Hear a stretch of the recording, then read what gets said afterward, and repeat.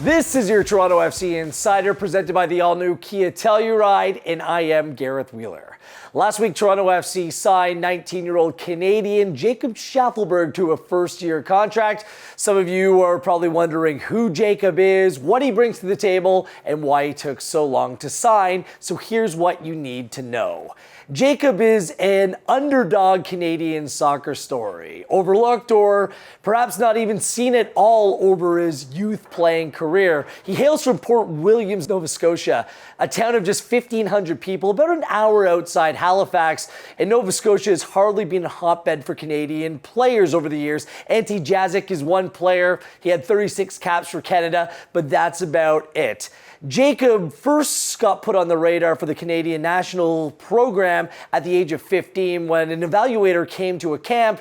But in Jacob's own words, he played horribly over the course of the camp and he was overlooked, and 3 or 4 other players were brought into the national program. Jacob, well, he was left there on the East Coast. So he had to find another way to live out his football dream. That meant going to Berkshire School, a small prep school in Massachusetts, a place where his brother, 8 years older, had ties to. Inevitably, he was signed and brought on into the school, and he started to star at an institution with a very good soccer program. And this is where he was brought to the attention of Toronto FC Assistant General Manager Corey Ray, as well as Director of Communications Jeff Bradley, whose very own son played against Jacob, and he said, you need to check out what this kid's all about. The fact that he's Canadian, played at a good program, and comes from the Maritimes, which is open territory for all Canadian teams to pursue players.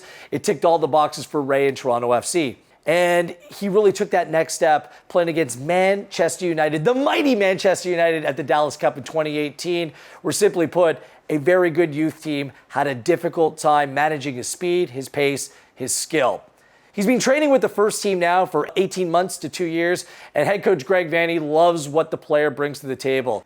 The New England Revolution, the Philadelphia Union also had interest, and Jacob initially signed a contract with TFC too. Now here's the key. This is what took so long for Jacob to sign a first team contract. They wanted him to sign as a homegrown player, and there's 3 benefits in doing so. 1, he fits in a different salary structure. His contract doesn't go towards the salary cap.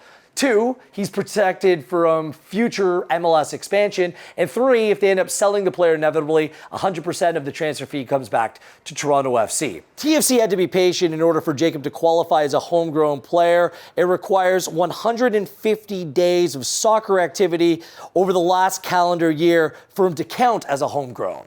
So it's been a long and winding path for Jacob to reach this point. His entire community is around him. The ladies at church now are watching Toronto FC. There's a lot of pride, and he's just trying to keep his head on straight, stay focused to this new challenge that's in front of him.